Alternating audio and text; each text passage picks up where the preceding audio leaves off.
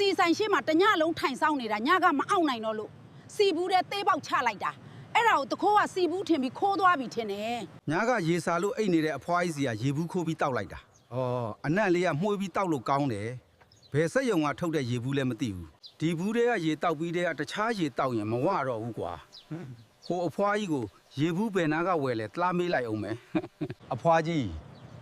နင်တောက်တဲ့ရေဘူးဘယ်နာကဝယ်တာလဲ ဒီလန်းထိတ်ကဒေါ်တုတ်ဆိုင်ကဝယ်ခဲ့တာ ဒေါ်တုတ်ဆိုင်ကရေကလည်းအဖွားကြီးစီကခိုးပြီးတောက်ခဲ့တဲ့ရေလောက်မကောင်းဘူးအဖွားကြီးစီပြန်သွားမေးလိုက်အောင်မယ်ဒေါ်တုတ်ဆိုင်ကရေကတောက်လို့မကောင်းဘူး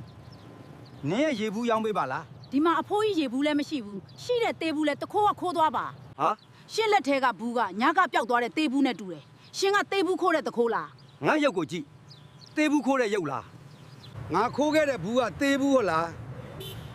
ဒါဆိုငါကသေးကြိုက်တဲ့ကောင်ပေါ့ငါဘွားတော့သွားပါပြီကွာ